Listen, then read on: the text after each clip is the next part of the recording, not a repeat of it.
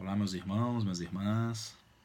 Em continuidade ao estudo da Revista Espírita, da edição de janeiro de 1858, hoje iremos abordar o segundo artigo, colocado por Kardec, com o título de Diferentes Modos de Comunicação, as diferentes maneiras de estabelecer a comunicação com os espíritos. Antes da gente iniciar, gostaria de fazer apenas uma ressalva, né? Como dissemos, esse artigo é de janeiro de 1858 e o Livro dos Médiuns surgiu somente 3 anos depois. Não é?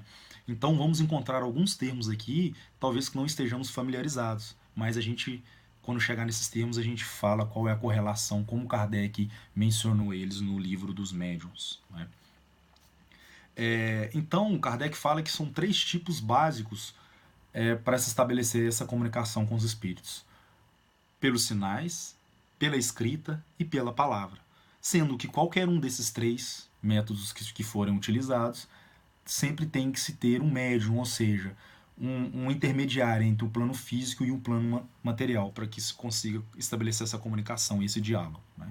Então, o primeiro ponto, que são os sinais, foi designado por Kardec como sematologia espírita, onde ele define que compreende todas as variedades de comunicação por meio de sinais, movimentos dos corpos ou pancadas. Ou seja, o fenômeno das mesas, né? Que foi o objeto na época utilizado pelos espíritos, poderia ter sido qualquer outro. Então foi-se convencionado, através desse movimento e dessas pancadas, uma forma de se estabelecer esse diálogo, que foi adotado as respostas. Na medida com que se desse as pancadas, se estabeleceria um certo número de pancadas para sim e pelo não, para algumas respostas mais diretas, e para se realmente estabelecer um diálogo propriamente dito, designou-se as letras do alfabeto relacionadas a cada letra um número específico de pancada. E Kardec também fala uma coisa interessante, que um dos correspondentes dele propôs que se utilizasse para essas pancadas o termo tipologia, que Kardec realmente empregou no Livro dos Médiuns. Então, essa foi a primeira, que seria os sinais. A segunda, que é a escrita, que foi designada por Kardec como psicografia, ela pode ser, na verdade, dividida, a escrita, em 2 situações: a psicografia e um outro termo citado por Kardec que chama espiritografia. Né? E dentro da psicografia pode-se dividir ela em psicografia indireta e direta. A psicografia indireta não é propriamente dita o médium que escreve. Ele é uma imposição das mãos do médium sobre um objeto qualquer. No caso, na época era utilizada a cesta ou a prancheta, e na ponta da cesta e dessa prancheta, na ponta desse objeto, tinha-se um lápis ou qualquer outra coisa que conseguiria grafar aqueles caracteres. E aí, então, através dessa imposição de mãos, né, o espírito transmitia para a pessoa. Na verdade, essa pessoa transmitia ao objeto, fazendo com que ele se movimentasse, e então saindo ali a mensagem. Não é?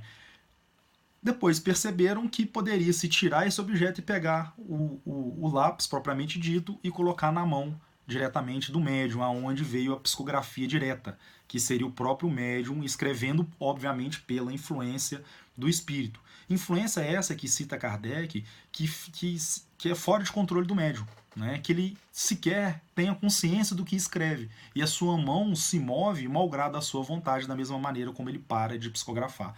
Aqui a gente vai perceber que Kardec, quando a gente vai ler o Livro dos Médiuns, Kardec estava falando especificamente da psicografia mecânica. E no Livro dos Médiuns, Kardec trata a semimecânica e a intuitiva.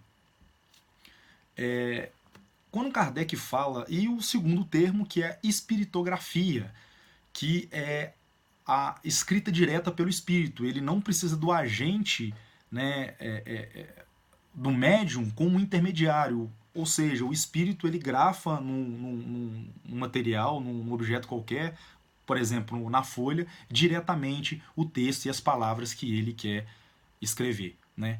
Que, na verdade, vamos encontrar no Livro dos Médiuns sobre o termo de pneumatografia. Então, a diferença básica de psicografia e pneumatografia é que na psicografia a alma do médium desempenha necessariamente um certo papel, né, pelo menos como intermediário, e na espiritografia, que é a pneumatografia da qual o termo conhecemos hoje, é o espírito que age diretamente no meio, no ponto aonde ele quer escrever. Não é? Age por si mesmo. E a última é a palavra, que da mesma maneira como na psicografia o médium sofre a influência na sua mão, na palavra o médium sofre influência nos órgãos vocais. E Kardec ele dá o nome nesse artigo de espiritologia. E ele também define como espiritologia imediata e direta. Essa imediata seria a palavra transmitida pelo próprio médium, que hoje conhecemos sobre o termo de psicofonia. Então é o termo psicofonia que encontraremos lá no livro dos médiuns e não espiritologia imediata. E da mesma maneira como tem-se na psicografia a ação direta do espírito sem necessariamente utilizar o médium como esse intermediário, na palavra, onde Kardec trata como espiritologia direta, os espíritos também podem assim fazer. Porém, esse termo a gente vai conseguir encontrar, né, essa forma de comunicação a gente vai conseguir encontrar sob o termo de pneumatofonia no livro dos médiuns, né, ou então a voz direta.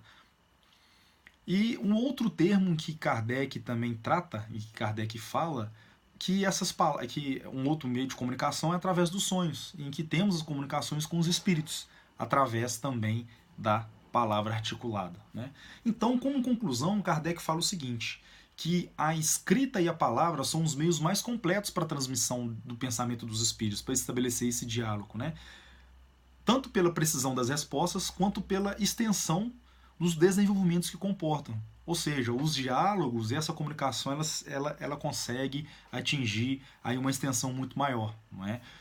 E a escrita, ele diz que tem a vantagem de deixar traços materiais. Exatamente foi por isso que na época foi empregada a psicografia. Não é? Os espíritos comunicam-se por meio, e Kardec também fala que os espíritos se comunicam pelos meios que eles julgam apropriados. Ou seja, por mais que a gente gostaria de escolher, teria um inconveniente, tanto do espírito quanto da faculdade que o médium possui. Né? Que sabemos que um médium não possui todas as faculdades. Um vai ser para o lado da psicofonia e o outro pode ser para o lado da psicografia e pode sim ter aquele que tem as duas capacidades. Depende das aptidões, tanto do médium quanto do espírito também que vai se comunicar. Bom, basicamente é isso. Caso vocês se interessem, obviamente, por um detalhamento maior, esse detalhamento vai ser feito durante o estudo do Livro dos Médiuns, que é conduzido pelo Gustavo Ramalho, que todas as terças-feiras aí lança um vídeo sobre os comentários dessa segunda obra da codificação espírita. Então, um grande abraço e até o próximo vídeo.